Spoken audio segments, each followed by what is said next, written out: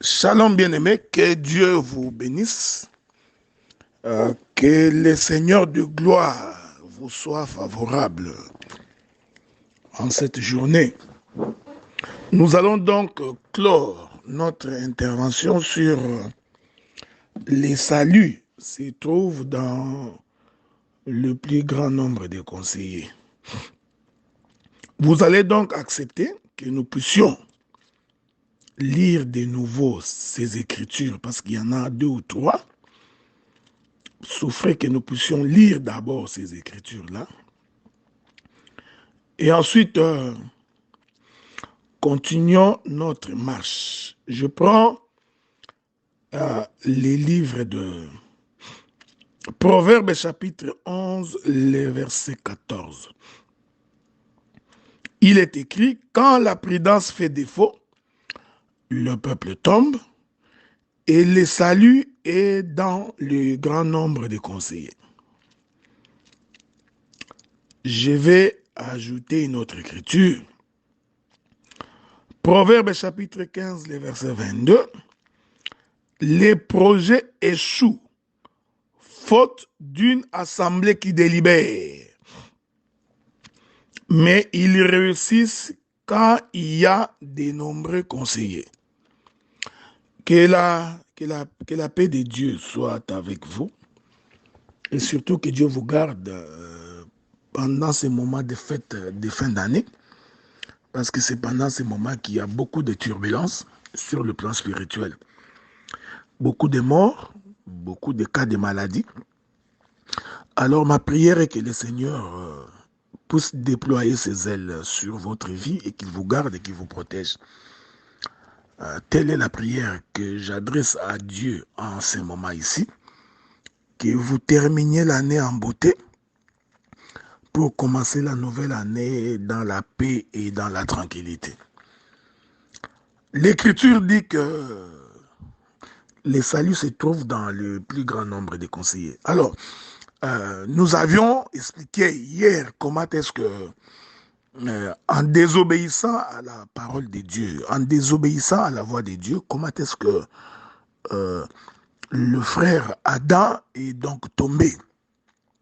Parce qu'il lui manquait la prudence. Donc, maintenant qu'il est tombé, il faut aller les récupérer. C'est ce que nous appelons les saluts. Mais ces saluts-là passent par un plus grand nombre de conseillers. Je voudrais d'abord, de prime abord, définir ce que c'est les conseillers. Nous allons les définir selon les Écritures d'abord, tout en respectant la façon dont nous sommes en train de marcher. Je prends le livre des psaumes 119, le verset 24. Je prends psaume 119, verset 24. Nous lisons, « Tes préceptes font mes délices, ce sont mes conseillers. » Alors, l'Écriture va donc confirmer que ce que nous appelons conseillers, en réalité, ce sont les préceptes de l'Éternel. Dans un autre langage, ce sont les recommandations de Dieu. Ok? Donc, je voudrais le dire dans des termes aussi simples. C'est-à-dire que ce qui constitue les conseillers selon la Bible ici, selon l'écriture des Proverbes que nous lisons, les conseillers sont donc la parole de l'Éternel, les commandements de Dieu, les préceptes, ses instructions. Ok? C'est pourquoi il est écrit dans les livres des Proverbes, chapitre 6, verset 20, « Mon fils, garde les préceptes de ton père et ne rejette pas l'enseignement de ta mère. » Je vais ajouter d'autres écritures pour une bonne... Que Dieu vous bénisse. Je m'excuse parce que j'avais reçu un appel. Je voudrais ajouter plusieurs écritures. Donc, je donnerai d'abord plusieurs écritures avant de commencer ma marche. C'est très important. Avant de commencer l'interprétation et l'explication de l'écriture. Psaume 89, verset 32. il est écrit, s'ils violent mes préceptes, s'ils n'observent pas mes commandements. Ok? J'ajoute une autre écriture, psaume toujours 119, le verset 46. Je parlerai de tes préceptes devant le roi et je ne rougirai point. Bon, le verset 99 de psaume 119, nous lisons, je suis plus instruit que tous mes maîtres, car tes préceptes sont l'objet de ma méditation. Ok, je vais conclure par le verset 111 du chapitre 119. Tes préceptes sont pour toujours mon héritage, car ils sont la joie de mon cœur. Ok? Donc ici, l'Écriture va confirmer que ce qu'on appelle les conseillers sont en réalité la parole de Dieu. C'est-à-dire, c'est ça l'héritage des saints. Donc, c'est lui qui observe la parole de Dieu. C'est lui qui marche selon la voie de Dieu. Donc, c'est celui-là qui marche avec les conseils de Dieu. C'est pourquoi j'ai toujours dit que les conseillers, ce n'est pas une association des frères ou des sœurs. Ce n'est pas une assemblée des individus, ok? Donc, selon la pensée première de l'Écriture, lorsque nous parlons des conseillers, nous sommes en train de parler de la parole. Que la paix de Dieu soit avec vous. C'est pourquoi, dans la vie, quand vous voulez réussir, quand vous voulez aller de l'avant, quand vous voulez que vos projets réussissent, ok, il faudrait appeler les conseillers. Or, les conseillers, ici, nous disons que c'est la parole. Hein? Donc, c'est pourquoi, quand les sages disent que les projets échouent faute de conseillers, cela veut dire tout simplement que celui qui ne marche pas avec la parole de Dieu, il ne peut pas réussir. Pour que tu réussisses, il faut donc que la parole soit la référence de toute ta vie. La parole devrait donc être l'objet de notre vie et de notre existence. C'est pourquoi le Seigneur va dire au frère Josué, il dit à Josué ceci, il dit que ce livre de vie ne s'éloigne point de ta bouche, ok? Médite-la, ou médite-les, je voulais dire, nuit et jour, ok? Afin que tu réussisses dans toutes tes entreprises. Voyez-vous? Donc, je vais commencer par le verset, Josué chapitre 1er, verset 5. Nul ne tiendra devant toi tant que tu vivras. Je serai avec toi comme j'ai été avec Moïse. Je ne te délaisserai point et je ne t'abandonnerai point. Fortifie-toi et prends courage, car c'est toi qui mettras ces peuples en possession du pays que je jurerai à leur père de leur donner. Fortifie-toi seulement et aie bon courage, en agissant fidèlement, selon toute la loi que Moïse, mon serviteur, t'a prescrite, et ne t'en détourne ni à droite ni à gauche, afin de réussir dans tout ce que tu entreprendras. Verset 8. Que ce livre de la loi ne s'éloigne point de ta bouche. Médite-les jour et nuit pour agir fidèlement selon ce qui est écrit, car c'est alors que tu auras du succès dans tes entreprises. C'est alors que tu réussiras. Que la paix de Dieu soit avec vous. Donc, pour que quelqu'un réussisse dans la vie, il faudrait que cette personne-là marche avec la loi de Dieu. Il faudrait qu'il marche avec la parole de Dieu. Donc, j'ai donné une écriture aussi claire qui dit que les préceptes de Dieu, c'est-à-dire les recommandations du Seigneur, ses ordonnances et ses prescriptions, sont donc les conseillers pour le peuple. Voyez-vous? Hein? Donc, ne vous en faites pas, nous sommes juste en train d'introduire beaucoup d'éléments que nous allons ajouter bientôt là. Donc, nous comprenons que le salut devrait donc se trouver dans la parole. Mais il faut faire très attention, parce qu'il ne suffit pas de dire la parole. Il ne suffit pas que l'on fasse une déclaration que le salut se trouve dans la parole pour que finalement, que l'on considère qu'on est sauvé. Il y a donc un petit détail, la Bible dit, c'est dans le grand nombre des conseillers. Voilà, c'est justement là où nous allons nous asseoir aujourd'hui pour expliquer comment, dans le grand nombre des conseillers que se trouve le salut. Que la paix de Dieu soit avec vous. Nous allons donc continuer notre marche de sanctification. Voilà, bien-aimés saints, ceci étant dit, nous allons maintenant essayer de couper l'animal en morceaux pour faire comprendre c'est quoi la multitude de conseillers. Qu'est-ce que c'est la multitude de conseillers? Je vais commencer par Jacob. Ok, je commence par Jacob. Que le Saint-Esprit vous connecte pour que vous saisissiez ces choses.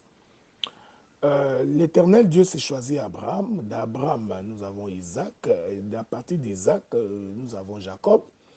Et de Jacob, nous avons les 12. OK? Donc, nous comprenons que au travers de Jacob, qu'est-ce que Dieu fait? L'Éternel Dieu se multiplie.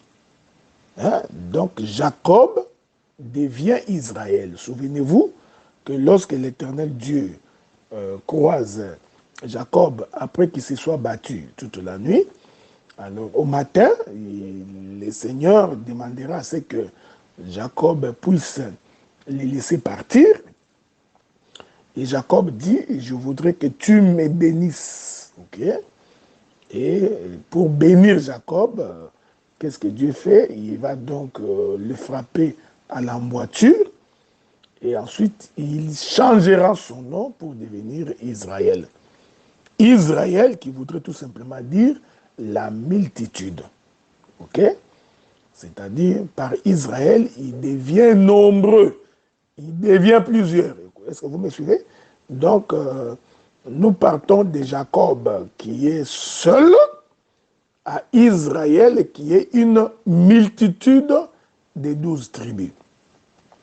Que la paix de Dieu soit avec vous. C'est pourquoi le Seigneur Jésus-Christ, un jour, la Bible dit que les Grecs se sont déplacés parce qu'ils voulaient voir le Seigneur. Hein? Les Grecs sont venus, ils ont demandé à voir Jésus. Ils sont passés par ses disciples. Alors les disciples sont allés voir Jésus pour dire, les Grecs voudraient te voir. Alors le Seigneur répond sur la manière dont les Grecs devaient le voir. Le Seigneur dit ceci, si un grain ne tombe à terre et ne meurt, il reste seul. Mais s'il ne meurt pas, il reste seul.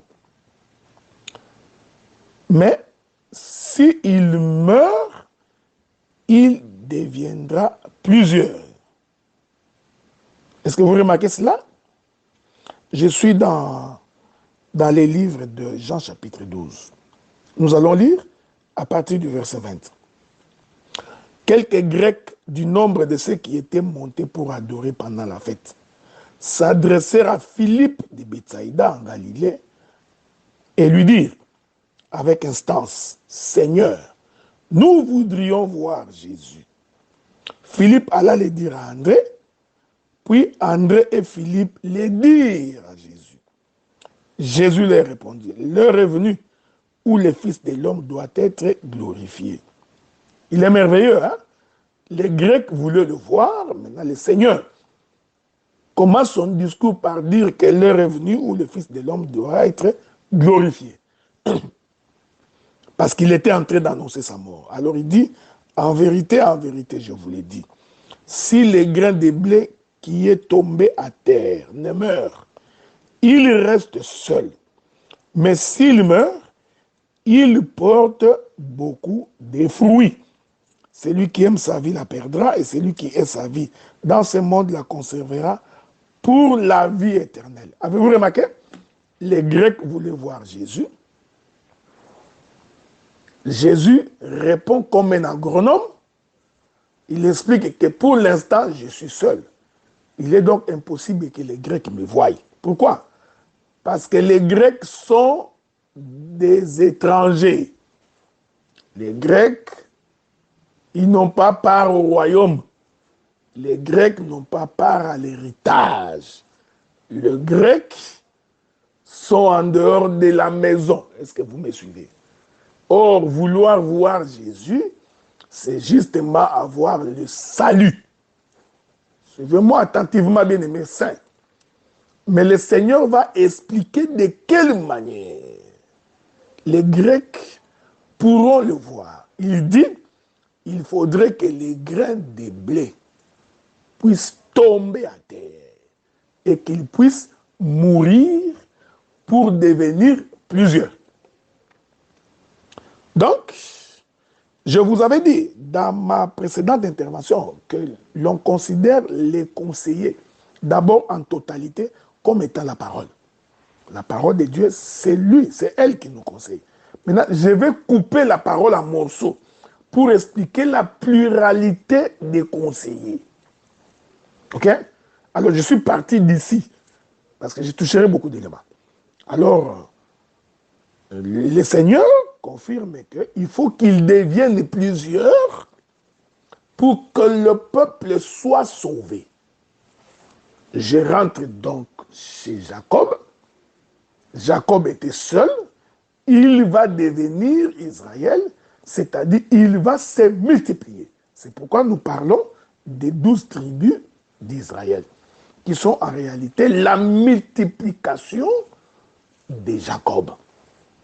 C'est pourquoi Genèse chapitre 49, lorsque Jacob rassemble ses forces et qu'il appelle ses enfants, il commence par dire aux enfants d'Israël, c'est-à-dire à ses propres enfants, de se rassembler. Ok? Donc, parce qu'en se rassemblant, ils deviennent un seul corps. Cependant, ils sont plusieurs. Que la paix de Dieu soit avec nous. Ici, je suis en train d'attirer votre attention. Faites-moi attirer votre attention pour dire les conseillers, c'est Jacob multiplié. Bon, peut-être le terme multiplication risquerait de vous compliquer. Les conseillers, c'est Jacob subdivisé. J'aime ça. Ça, ce serait parfait. C'est Jacob coupé en morceaux. Parce que le salut se trouve dans le nombre des conseillers. Que la paix de Dieu soit avec vous.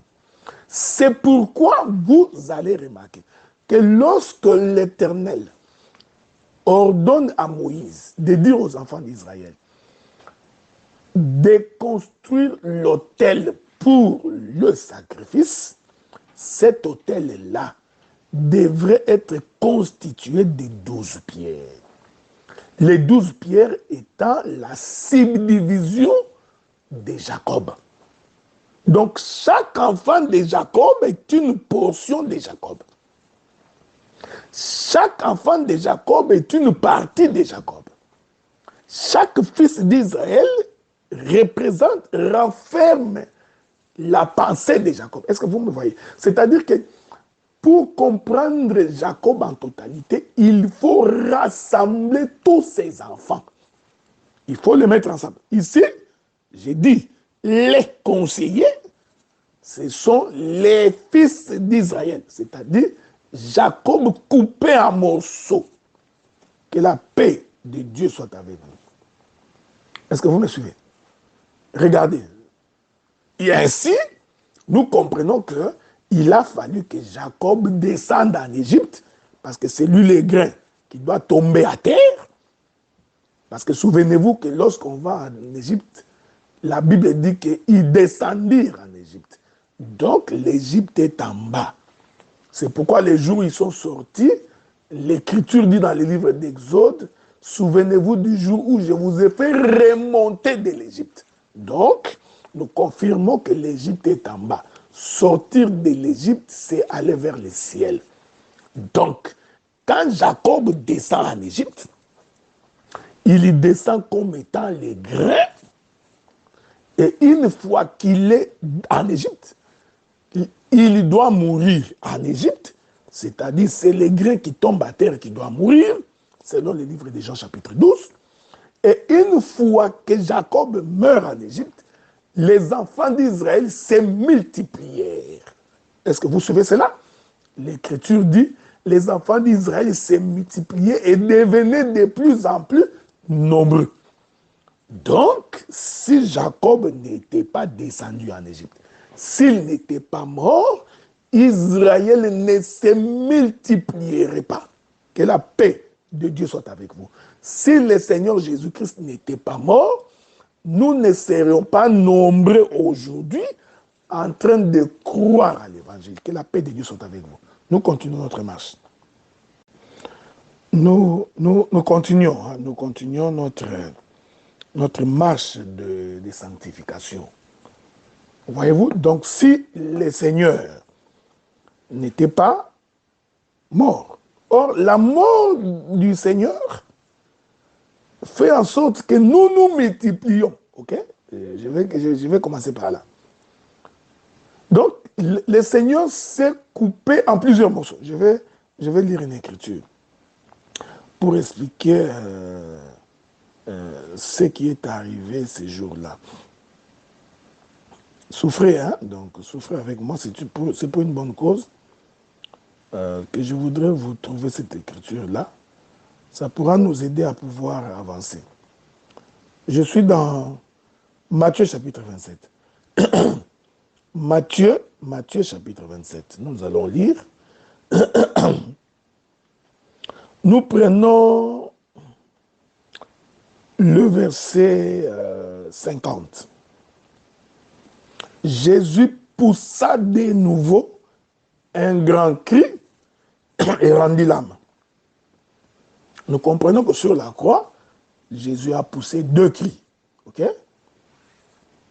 Selon Matthieu, il a d'abord poussé un cri, ensuite il poussa de nouveau un cri. Alors il rendit l'âme. Et la Bible dit, et voici le voile du temple se déchira en deux, depuis les hauts jusqu'en bas, la terre trembla, les rochers se fendirent, le sépulcre s'ouvrit, plusieurs corps des saints qui étaient morts ressuscitèrent. Étant sortis des sépulcres après la résurrection de Jésus, je vais reprendre ça. Il faut faire très attention. Les sépulcres s'ouvrirent et plusieurs corps des saints qui étaient morts ressuscitèrent. Étant sortis des sépulcres après la résurrection de Jésus. Il faut faire très très attention quand vous lisez les Écritures. Parce qu'en réalité, ces gens ici n'étaient pas sortis du tombeau avant la résurrection de Jésus. Ok? Parce que quand vous lisez très mal, quand vous n'avez pas la révélation, vous allez croire que parce que c'est ce que l'Écriture dit noir sur blanc, hein, que le voile du temple se déchira en deux depuis le haut jusqu'en bas, la terre trembla, les rochers se fendirent. Les sépulcres s'ouvrirent et plusieurs corps des saints qui étaient morts ressuscitèrent. Faites attention. Faites attention. Parce qu'il ne peut pas y avoir une résurrection avant la résurrection de Jésus. Car l'Écriture dit, il est le premier-né de la résurrection. Ok? De tous ceux qui sont morts, lui, de ceux qui sont ressuscités, il est le premier-né. Donc, nous croyons que le verset 52 est un verset prophétique. Ok? Maintenant, regardez, le verset 53 va donner l'intelligence du verset 52. il est écrit, étant sorti des sépulcres. J'aime ces choses. Après la résurrection de Jésus. J'aime ça. Ils entrèrent dans la ville sainte et apparurent à un grand nombre de personnes. Vous voyez, c'est ça les grains qui tombent à terre. C'est Jésus, mais dès qu'ils tombent à terre, sa mort fait en sorte que les saints aussi vont sortir. Or, les saints là qui sortent, en réalité, c'est la multiplication du grain qui est tombé à terre. Que la paix de Dieu soit avec vous. Je fais un demi-tour dans la chambre haute au jour de la Pâque. Le Seigneur Jésus-Christ va donc prendre le pain. Il prit le pain. La Bible dit qu'il les rompit et distribua aux 12. Mais le Seigneur, avant de rompre le pain, il confirme que ceci est mon corps. Que la paix de Dieu soit avec vous. Souvenez-vous que dans le livre de Jean, chapitre 6, le Seigneur dit, vos pères ont mangé la manne dans le désert, ils en sont morts. Moi, je suis le véritable pain descendu du ciel. Quiconque me mange aura la vie éternelle. Le salut vient lorsque l'on mange le pain. Et ce pain-là, c'est le Seigneur Jésus-Christ. Souvenez-vous, au jour de la multiplication des pains, qu'est-ce que le Seigneur a dit? Il dit que quiconque ne mange pas de ma chair et ne boit pas de mon sang ne peut pas être sauvé. Ok? Donc nous comprenons que le salut, c'est manger le pain et boire le sang. Or, pour manger le pain doit être rompu, c'est-à-dire coupé en morceaux. Or, le pain coupé en morceaux, c'est ça les conseillers. Voyez-vous? Que la paix de Dieu soit avec vous. Le pain coupé en morceaux constitue les conseillers. C'est pourquoi, au jour de la Pâque, le Seigneur va donc récupérer le pain, qui est son corps. Il va le couper en morceaux, comme il était avec les 12. Nous croyons que le Seigneur a coupé ces pains-là en 12 morceaux. Et que chaque apôtre a bouffé, a mangé un morceau. Est-ce que vous comprenez ce que nous disons? Donc, les conseillers, c'est les pains coupés en morceaux. Les différents morceaux du pain constituent ce que nous appelons les conseillers. Une fois que nous mangeons, nous avons ainsi la possibilité de répondre au rassemblement. Que la paix de Dieu soit avec vous. C'est comme ça que nous comprenons le livre des Juges, chapitre 19. Remarquez, l'Écriture dit que lorsque le Lévite a pris sa femme, qu'il a mis dehors, et que sa femme a été violée toute la nuit, nous comprenons que la femme qu'on a mis dehors pour être violée, c'est le corps de l'homme. Hein? Souvenez-vous que la femme, c'est le corps de l'homme. En d'autres termes, les Lévites qui étaient restés à la maison, c'est l'esprit, la concubine qui a été mise dehors, c'est le fils, c'est le corps, c'est la chair. Et cette chair qui est violée toute la nuit, cette femme violée toute la nuit, en réalité, c'est le corps de Jésus qui porte le péché. C'est pourquoi ça se passe toute la nuit, pour expier le péché. Est-ce que vous remarquez ça? Maintenant, le matin, le Lévite va récupérer ses corps. Après l'expiation du péché, c'est ce que je voudrais dire, il prend cette femme-là, l'Écriture dit qu'il va la couper en 12 morceaux.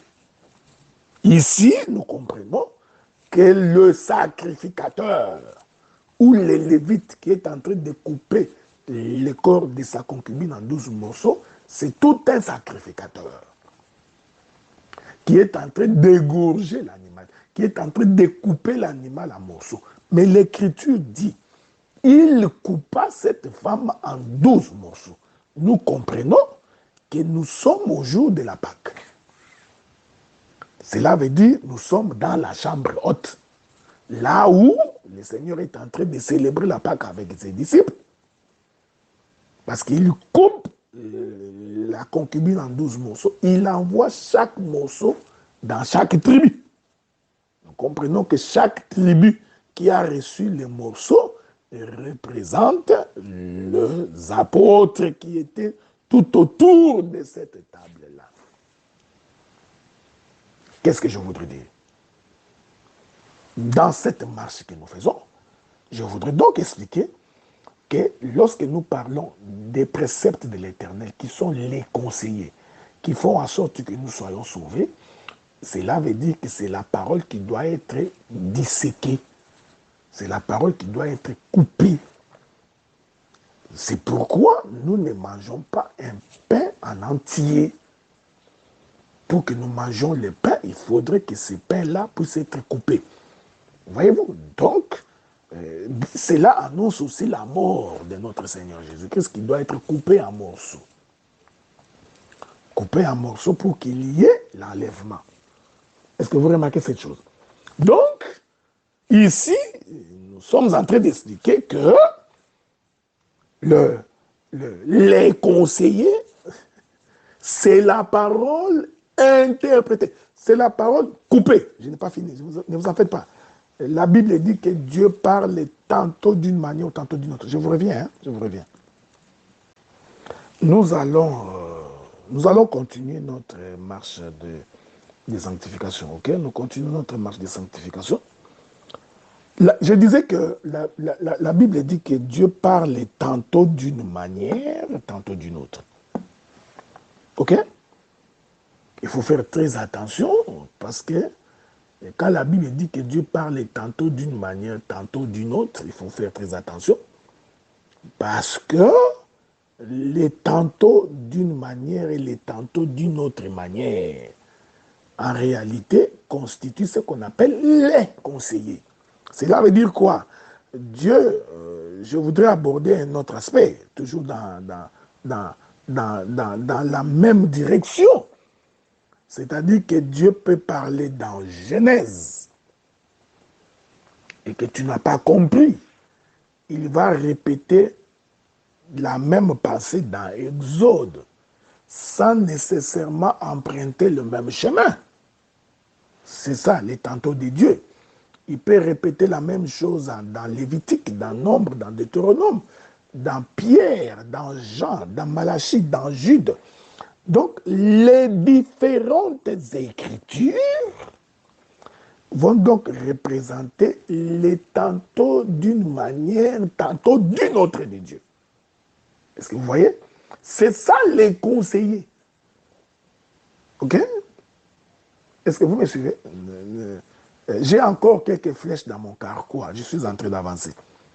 Je suis en train d'avancer. Donc, vous voyez, vous remarquez? Donc, c'est pourquoi il est écrit dans le livre de Job, chapitre 33, le verset 14, Dieu parle cependant. C'est Dieu. Or, quand Dieu parle, c'est sa parole. Hein? Il ne faut pas l'oublier.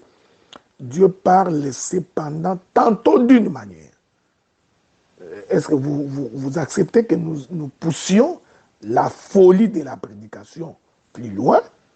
Ce n'est pas de notre faute, c'est la faute de l'apôtre Paul qui nous a prêté ce langage-là. Dieu parle tantôt, cependant tantôt d'une manière. Nous voulons dire, le tantôt d'une manière dont il est question ici, en premier, représente aussi une dispensation. Parce que dans la dispensation de la loi, Dieu a parlé d'une manière. Et vous connaissez cette manière, c'est la manière parabolique. J'aime ces choses. Et Job continue, tantôt d'une autre manière. Or, les tantôt d'une autre manière, là, c'est aussi une dispensation. Ici, je suis dans le livre de Matthieu, dans son chapitre 13, à partir du verset 10.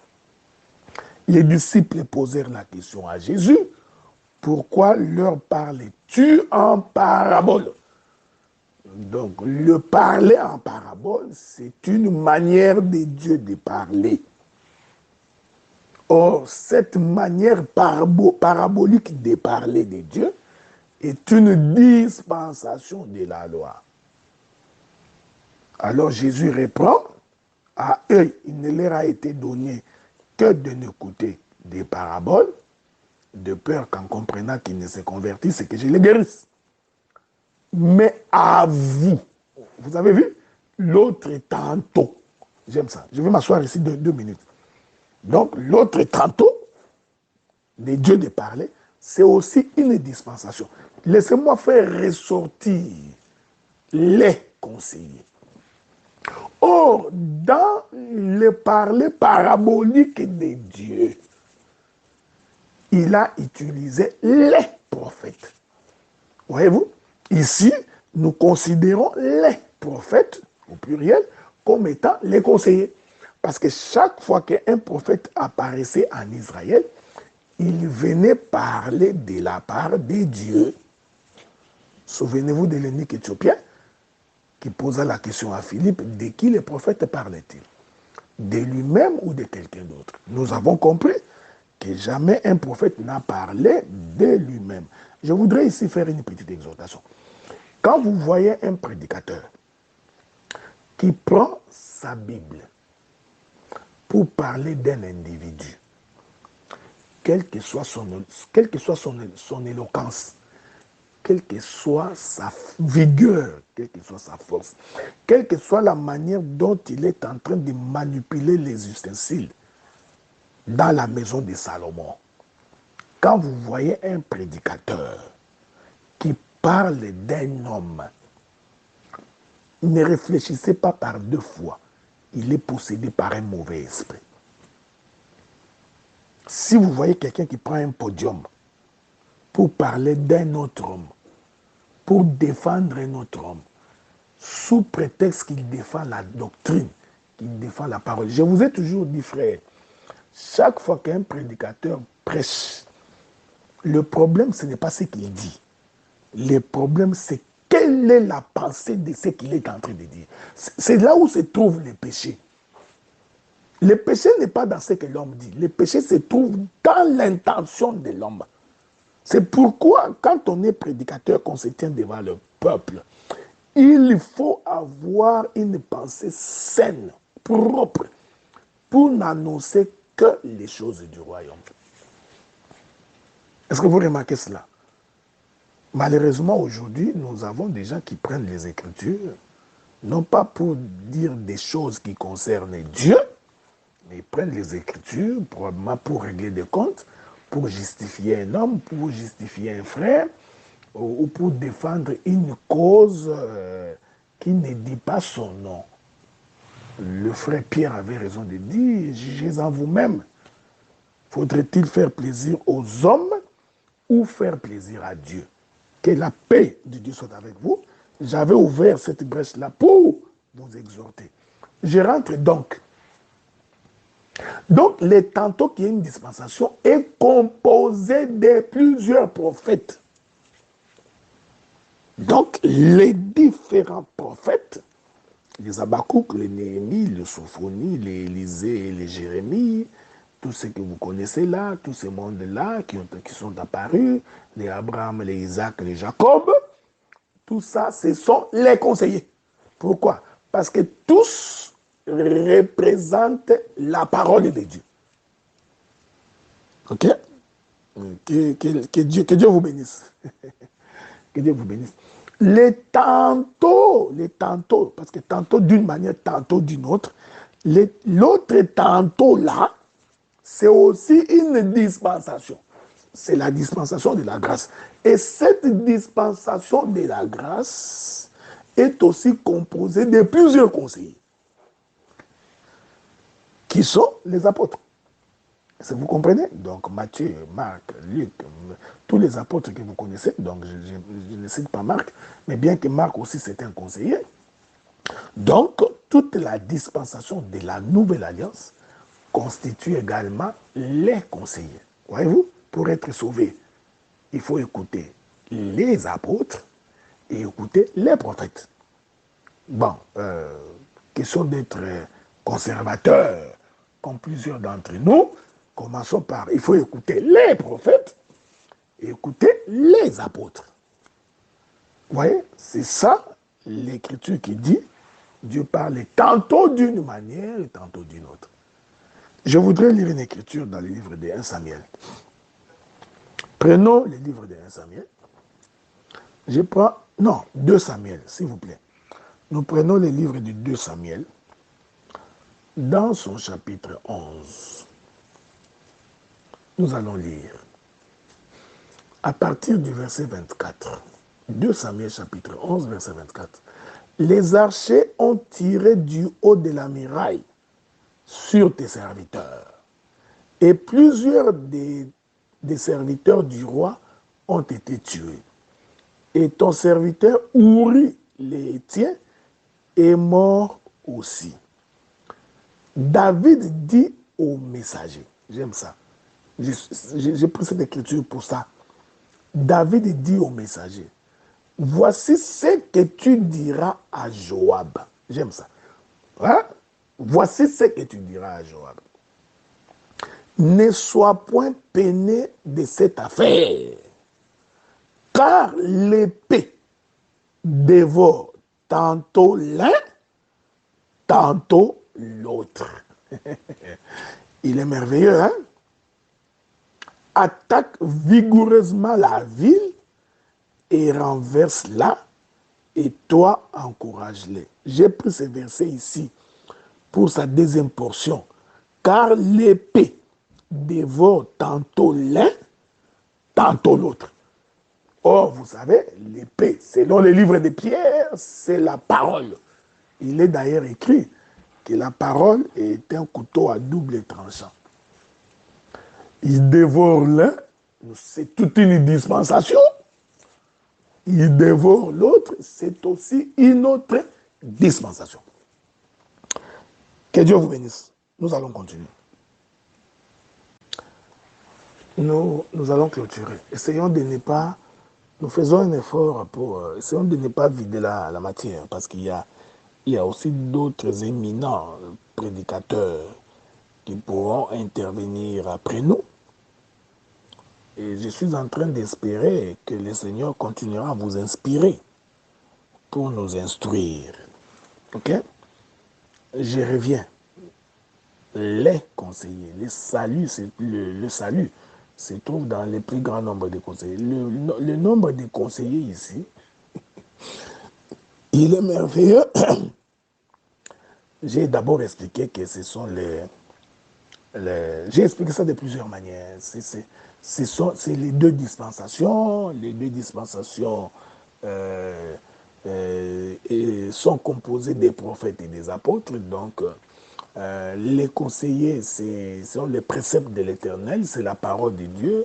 Mais cette parole doit être interprétée, expliquée, disséquée, coupée en morceaux pour que le peuple puisse manger. C'est d'ailleurs ce que la femme cananéenne avait dit. Et elle a dit à Jésus que nous savons cependant que les chiens mangent les miettes qui tombent de la table du maître, hein, donc de la table des enfants. Or, pour que les miettes tombent, il faut que le pain soit coupé. Si le pain n'est pas coupé, donc il n'y a pas de miettes. Et ici, nous voulons dire que les miettes, c'est aussi les conseillers. Voyez-vous?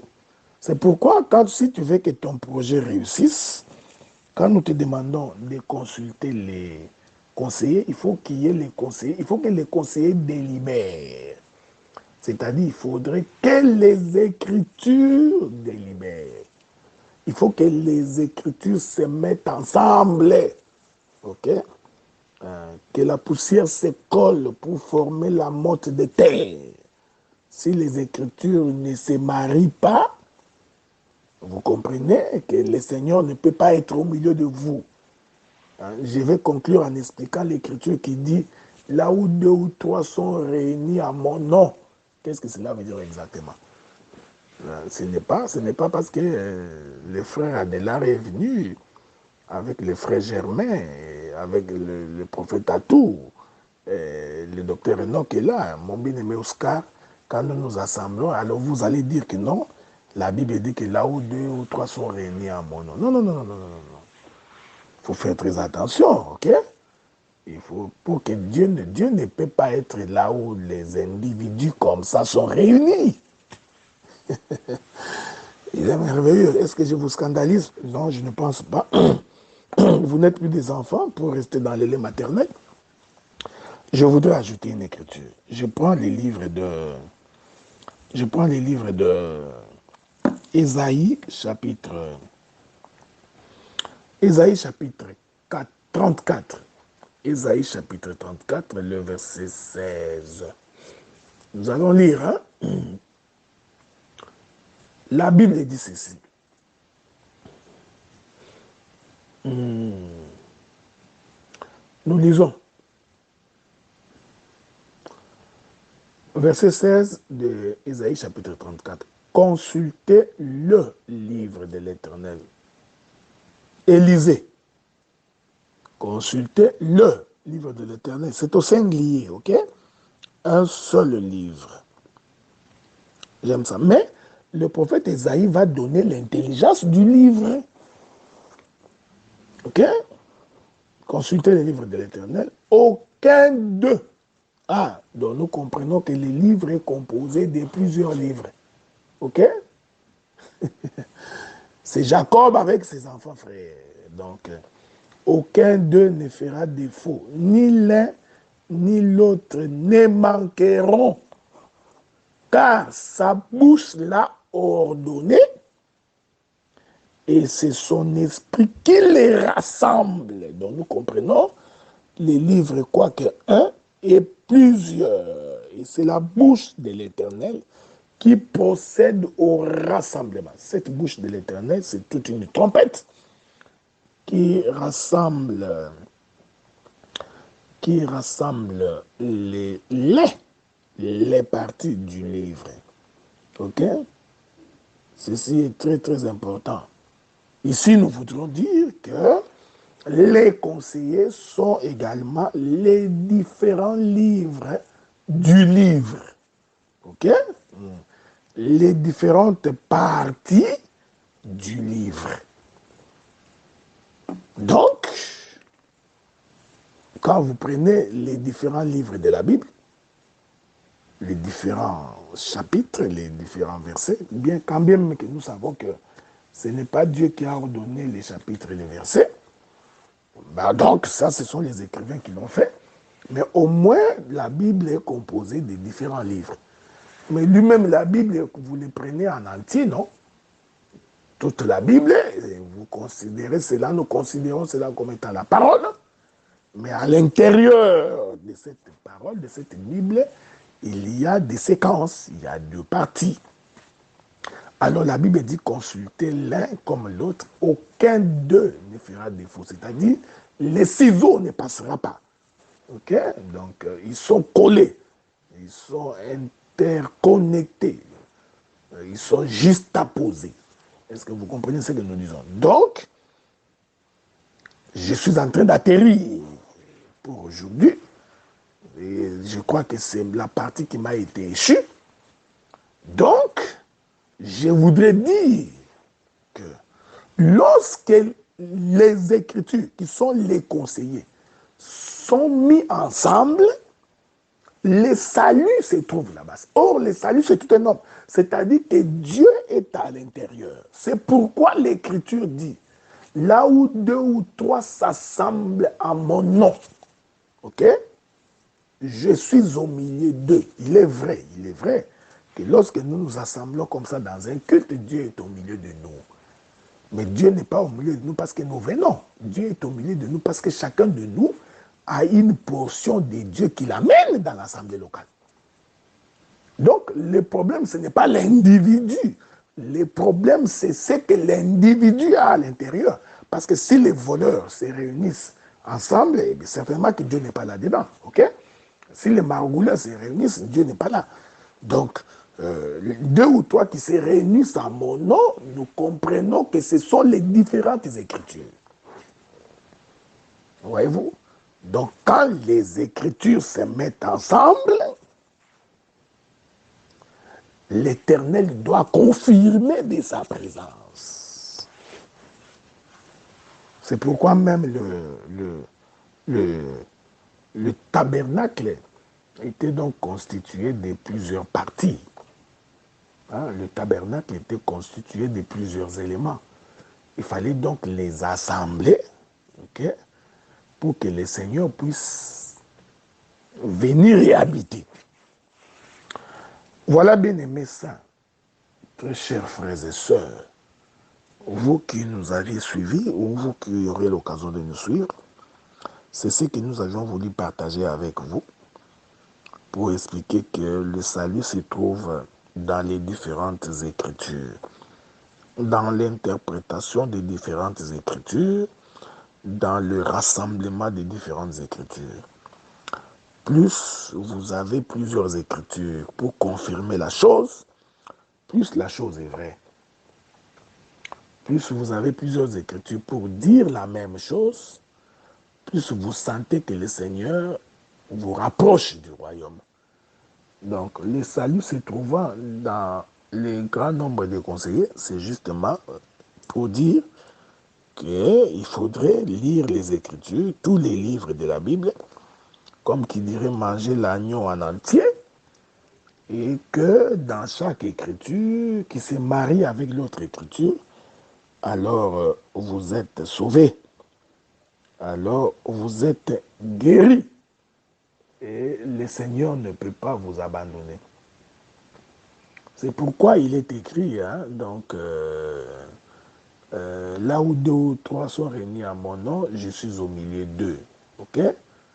Je voudrais ajouter un petit clou là-dedans pour que personne ne tombe. Hein, l'Écriture dit, c'est comme l'huile d'onction qui descend sur, comme l'huile sur la montagne d'Hermon qui descend sur la tête d'Aaron, sur ses vêtements. Or, vous voyez, donc, c'est ça l'assemblée où Dieu est à l'intérieur, parce que Aaron est une composition des 12 tribus. Il portait sur son pectoral les 12 enfants d'Israël. C'était tout un corps rassemblé. Ok? Donc, voilà, bien-aimés saints, bien-aimés frères, ce que je voulais partager avec vous. Nous laissons donc la place aux autres intervenants de pouvoir également nous édifier là-dessus. Je remercie mon bien-aimé le docteur Enoch pour la considération. Et que le Seigneur te rende autant au centuple et qu'il fortifie ta marche et qu'il rende ton ministère puissant par le nom de Jésus.